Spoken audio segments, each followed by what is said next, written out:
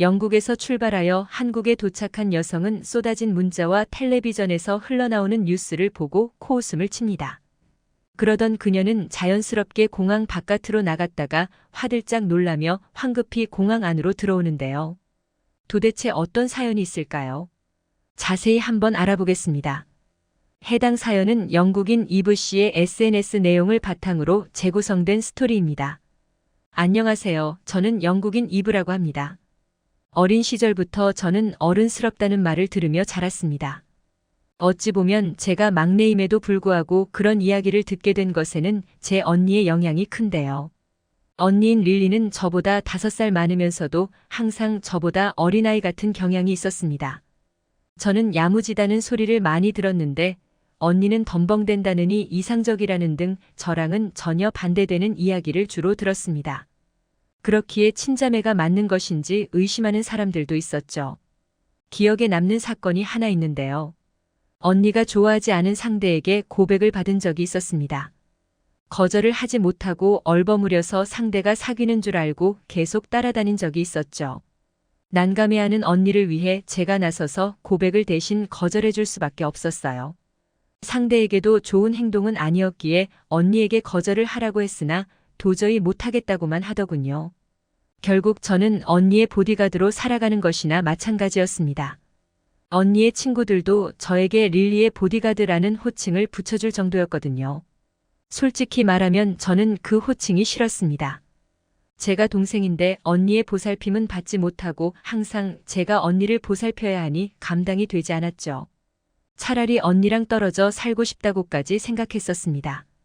저희는 그렇게 커갔고 저는 회계사가 되었습니다. 돈을 많이 벌고 싶기도 했고 성적도 좋은 편이었거든요. 언니는 공부보다는 꽃을 좋아해서 플로리스트가 되었습니다. 적성에 맞는 듯해서 제가 보디가드처럼 나설 필요가 없다고 생각했죠. 하지만 그건 제 잘못된 생각이었습니다. 언니는 가끔 예약한 손님의 꽃다발을 깜빡하고 만들지 않은 경우가 있었는데요. 그럴 때마다 제가 나서야만 했습니다. 그런 난감한 일이 생기면 이해할 수 없게도 저에게 연락을 했거든요. 마치 제가 사장인 듯 대신 죄송하다고 하며 언니의 실수를 덮을 수 있도록 뒤처리를 해야만 했습니다. 어린 시절에는 이런 것들이 너무 짜증이 나 부모님에게도 이야기를 해봤지만 그저 웃어넘길 뿐이셨죠. 커서까지 이렇게 되니 정말 답답하더군요. 그렇다고 언니를 싫어하는 것은 아니었어요. 제 하나뿐인 언니인데 어떻게 싫어할 수 있겠어요. 다만 앞으로 살아가면서 제가 없는 일도 발생할 텐데 누가 언니를 커버해 줄 수 있을지 걱정이 되었죠. 그런데 어느 날부터 언니가 제게 울상짓는 이야기를 많이 안 하게 되었어요. 언니의 변화를 긍정적으로 생각했으나 알고 보니 그런 것이 아니었죠. 언니는 그동안 남자를 만나고 있었던 겁니다. 그리고 그 남자가 언니에게 무슨 일이 생길 때마다 나서서 해결해 준 모양이었더군요. 이 사실을 알게 된 것도 언니가 제게 따로 이야기해줘서 알게 된 것이 아니었습니다. 갑자기 결혼하겠다는 남자를 집으로 데리고 와서 알게 된 사실이었죠. 그런데 그 상대가 생각도 해본 적 없는 한국 남자였습니다. 손님으로 왔던 한국 남자와 사랑에 빠졌고 결혼하게 되면 한국으로 가겠다고 하더군요. 솔직히 말도 안 되는 일이라고 생각했습니다. 영국에서도 이렇게 버벅대던 언니가 한국으로 간다니. 더군다나 영국처럼 살기 좋은 선진국을 벗어난다는 것이 어이가 없었죠. 저는 언니에게 대놓고 바보 같은 줄 알았더니 알고 보니 그냥 바보일 뿐이었다면서 험담을 늘어놓았습니다. 언니는 시무룩한 표정을 짓기는 했으나 저에게 걱정할 일은 아니라며 예비 남편과 잘 해낼 수 있다고 하더군요. 저는 정말 언니가 믿음직스럽지 못했어요. 부모님은 언니가 결혼한다는 사실 하나가 좋으셨는지 언니의 선택을 믿어보겠다고 하더군요. 부모님까지 아무렇지도 않게 언니의 결혼 소식을 받아들이시니 제가 뭘 더 할 수 있겠나요? 저는 언니 인생 알아서 망치는 거라며 독서를 내뱉고는 언니의 결혼을 축하해주지는 않았습니다. 언니는 영국에서 간단한 결혼식을 치른 후 한국으로 가게 되었죠. 저는 언니가 떠나는 마지막까지 독서를 할 수는 없어 언제라도 돌아오고 싶거나 제가 필요하면 연락하라고 일러두었습니다. 언니는 웃으면서 동생인 제가 있어서 든든하다고 하고는 영국을 떠났죠. 한국에 도착하자마자 언니는 한국의 겨울이 너무 춥다면서 살이 에일 것 같다고 했습니다. 저는 웃으며 언니가 엄살을 피운다고 생각했었죠. 겨울이 춥다고 하니 여름은 그다지 덥지 않을 것 같다면서 놀리기도 했습니다. 한국의 사계절이 다 선선하다고 생각했거든요. 언니가 한국으로 넘어가고 나서 저는 정말 정신없이 바빴습니다. 회계사라는 일 자체가 항상 바쁜 일이라고 볼 수도 있죠. 하루에도 몇 번씩 서류에 쌓여서 살다 보니 정신을 놓을 것 같은 연속이었죠. 간단한 식사를 하면서 컴퓨터 앞에서 얼마나 많은 것들을 봤는지 모릅니다. 그러던 중 생각하지도 못한 소식을 듣게 되었습니다. 언니가 바로 임신을 했다는 사실이었죠. 저희 가족 모두 깜짝 놀랐습니다. 한국으로 넘어간 지 1년도 채 되지 않았는데 임신했다는 소식을 듣게 될 것이라고 생각하지 못했거든요. 언니는 한국에 잘 적응한 것 같았습니다. 한국어를 잘 못해서 학원을 다니고 있다면서 틈틈이 소식을 전해주기도 했죠. 한국 사람들이 굉장히 친절하다면서 얼마나 입이 마르도록 칭찬을 했는지 몰라요. 그 소식을 들은 지 얼마 되지도 않았는데 언니에게서 곧 출산일이 다가온다는 소식이 들었습니다. 저는 첫 조카 옆에 빨리 있어주고 싶은 마음에 한국으로 떠나기로 결심했어요. 부모님도 가고 싶어 하셨지만 일이 바쁘셔서 제가 먼저 보기로 했습니다. 하지만 가면서도 불안한 마음이 크더군요. 한국이 그렇게 큰 나라는 아니라서 언니가 출산을 하다가 무슨 일이 생기지는 않을까, 도착하자마자 제 신변에 무슨 일이 생기지 않을까. 걱정스러운 마음이 한두 가지가 아니었으나 어떻게 할 수 있는 부분이 아니었기에 그냥 갈 수밖에 없었습니다. 그렇게 불안함을 가득 안은 채 한국에 도착했습니다. 막상 도착하니 공항이 서늘해서 좋았습니다. 역시 언니에게 했던 말처럼 겨울이 추우니 한국의 여름은 그렇게까지 덥지 않은 것 같다고 생각했죠. 갑자기 제 핸드폰에 폭염주의보와 관련된 내용이 뜨기 시작했습니다. 심지어 텔레비전에서는 폭염 대처 방법이 나오고 있더군요. 한국은 이 정도 가지고 폭염이라고 하는구나 싶어서 웃음이 나왔습니다. 별거도 아닌 온도 때문에 이 호들갑인가 싶어 밖으로 나서려는 순간 저는 바깥에 지글거리며 아지랑이가 피어오른 도로를 보게 되었습니다. 용기를 내서 바깥으로 나섰지만 다시 공항으로 돌아 들어갈 수밖에 없었죠. 타 들어간다는 표현이 맞을 정도로 태양이 정말 뜨겁더군요. 유럽도 태양이 강한 편이지만 한국은 습기도 있어서 뭔가 끈적거리는 뜨거움이라는 표현이 적절할 것 같았죠.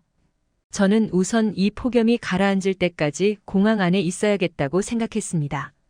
하지만 시간이 지나도 바깥의 열기는 가실 생각이 없는 것 같더군요. 제가 심지어 걱정스러움에 옆에 있는 한국인에게 말을 걸 정도였습니다. 이 폭염은 언제쯤 없어지는 것이냐고 말이죠.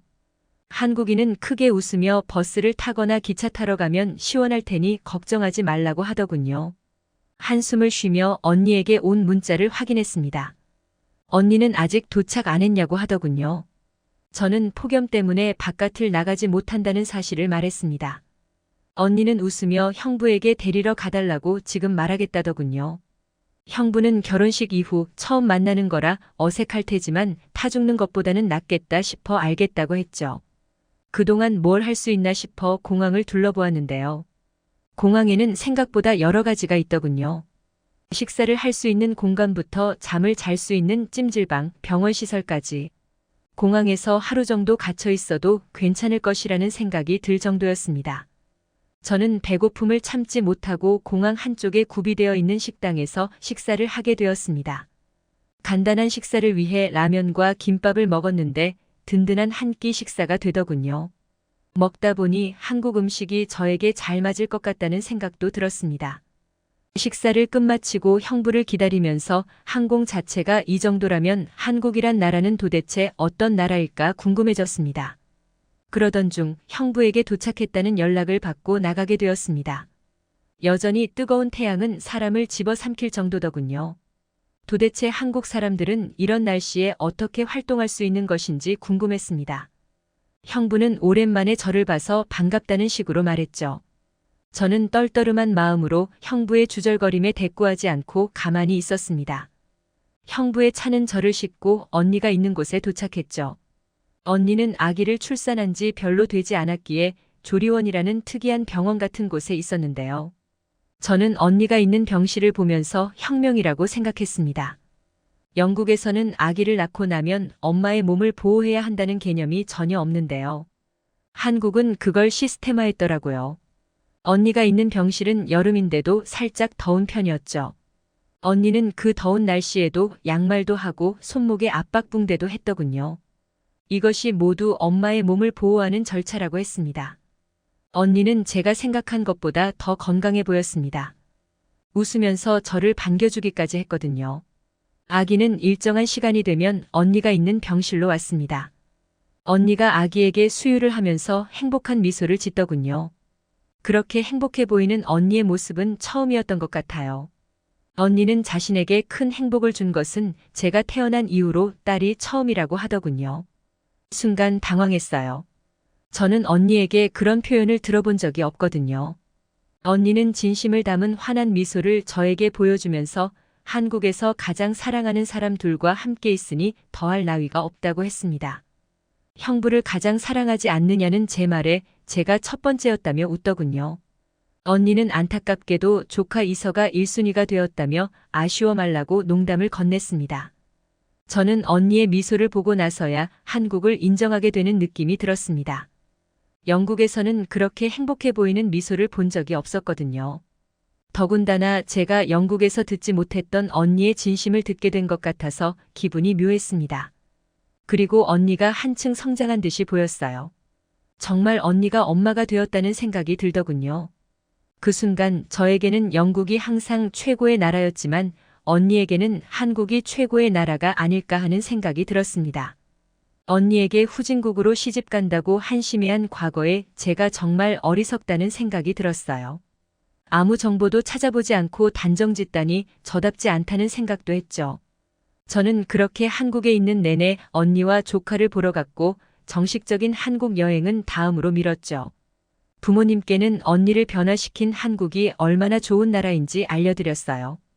부모님은 제가 그렇게 말을 하니 더 안심이 된다며 다음번에는 다 같이 한국으로 여행 가기로 했죠.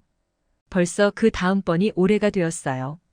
조카 이서와 함께 할 이번 휴가가 너무 기대됩니다. 한국 덕분에 언니의 진심도 알게 되고 새로운 가족도 맞이하고 정말 모든 것들에 감사할 따름입니다.